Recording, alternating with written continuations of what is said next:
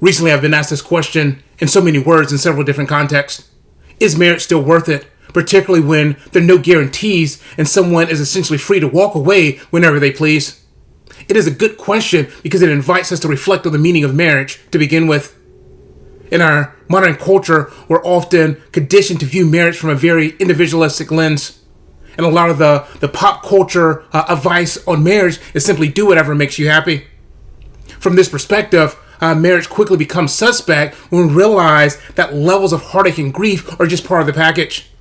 And even more so when we realize that we can't control the outcome. Perhaps we're willing to work through difficult seasons of our marriage, but our spouse is not. And so do we take the risk to open our heart up to love when it makes us so vulnerable? And so another way of asking the question is not simply, is marriage worth it? But also, is love worth it?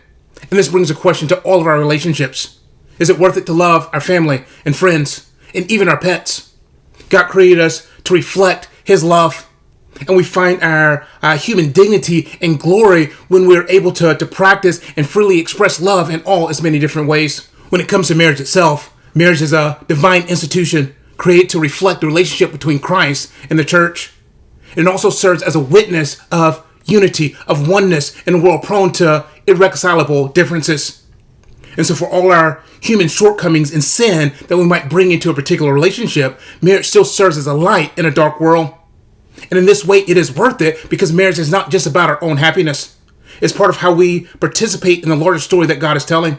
It allows us to reflect His truth, His goodness, His beauty through our very desires to get married and through the covenant relationship itself. Marriage is certainly not a venture for the faint of heart, but it is worth it for the sake of love and for the glory that God reveals through it.